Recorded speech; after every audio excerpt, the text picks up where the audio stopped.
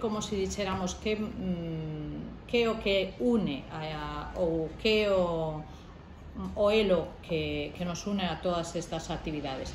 As actividades que temos este ano e as actuacións e concertos, todos son concertos de éxito, é dicir, en algún momento, tanto aquí no barco como fora, son todo concertos, orquestras e charangas, todos de éxito. Por exemplo, temos Cubo, que foi toda unha revelación aquel ano que o levamos a Viloira no San Xoán, e moitísima xente nos pedía que volvese Cubo a Viloira, porque moitos deles se quedaron sin vela, e a boca a boca a verdade é que funciona moito. Outra das orquestras que ademais a está petando, e é a primeira vez que esa orquesta portuguesa ven o barco, é a Orquesta Funsao Pública, que é unha das máis importantes de Portugal, do norte de Portugal.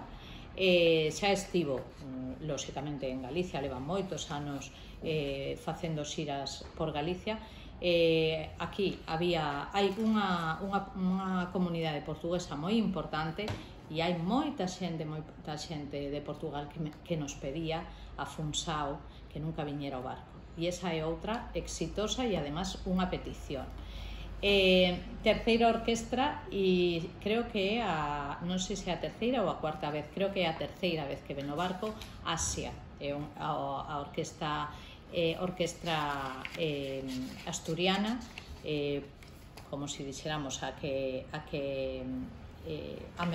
mellor orquestra asturiana, e polo tanto tamén hai moita xente que nola pide por eles todos os anos, pero claro, eu non son de traer as mesmas orquestras todos os anos. De momento hai moitas orquestras e hai que ir variando un pouco, porque hai localidades que a Panorama e a París teñen que estar todos os anos, pero non. Eu creo que hai que ver cousas novas e hai que innovar, sino facer as festas é moi fácil todos os anos, non pode ser igual.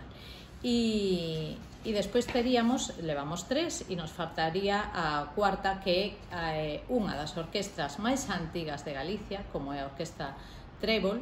Está chegando xa case os seus 80 anos e é unha orquestra de toda a vida, a que nos pide moitísima xente tamén de certa idade para bailar. É a orquestra que nos despedirá as festas e que fará esa sesión continua de baile dende o principio ata o final da súa actuación.